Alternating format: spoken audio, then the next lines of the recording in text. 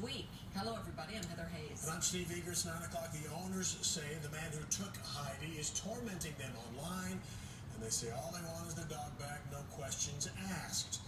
Brandon Todd is first on Fox 1 News at 9. Brandon, I think this one will have people torn here when they hear both sides. But I think a lot of people agree that taking the dog might be, taking and keeping, I guess, might be extreme. What's the word out there?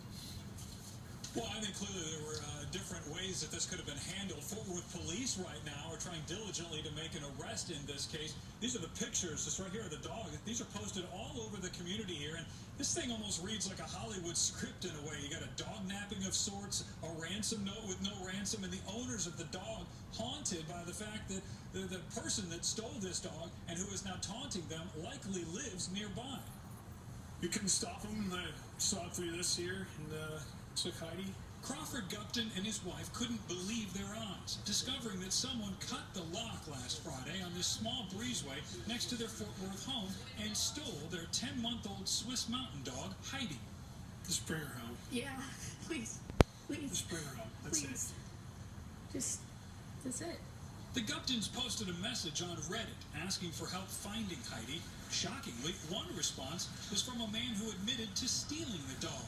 In his post, he says he took a shortcut through their carport and saw the dog outside in the cold. This was at the height of the ice storm with temperatures hovering in the 20s. Of course, we just collapsed. Couldn't believe the kind. You feel violated. Like these people, they know who you are. The man on Reddit says he thought Heidi was neglected and looked malnourished, so he broke the lock and took her home. He even posted this picture of Heidi, claiming she was much better off now. Then he criticized the owners for leaving her outside, and that's where the Guptons say he's way off base. We've got a greater Swiss mountain dog. This dog is bred to not live in Texas. It's actually bred to live in Switzerland. And this dog can handle this kind of temperature. The couple was more than happy to show us the breezeway. They say Heidi was outside for 3 hours that day, then in for a short time, then out again for another 2. They point to the shelter, the locked gate, and the very expensive doggy bed. She has her Tempur-Pedic mattress. She has her kennel in there. So if, with blankets and pillows. The most loved, most spoiled dog on the planet. This dog, my family, we have a veterinarian in the family.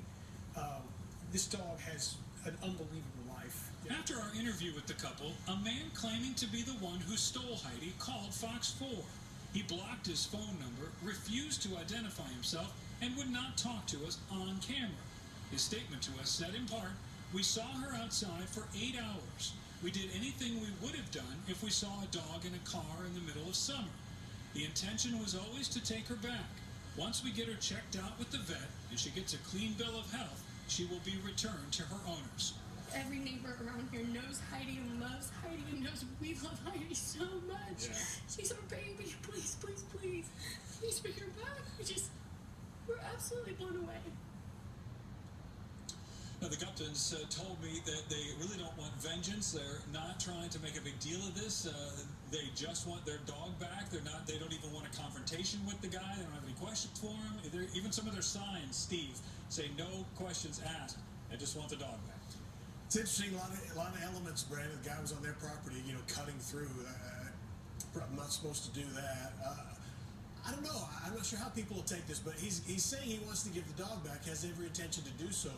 So why isn't he? Well, we asked him that, and he said he doesn't feel like he wants to return the dog to any sort of neglectful situation. So he even called the Humane Society to kind of get some advice from them on it. He didn't really get any answers or none that he wanted or hoped to hear. So he said he's going to take the dog to his family vet. We asked him when he was going to do that. He said he'll probably do that sometime Monday or Tuesday. So according to him, he's going to have this dog for a few more days.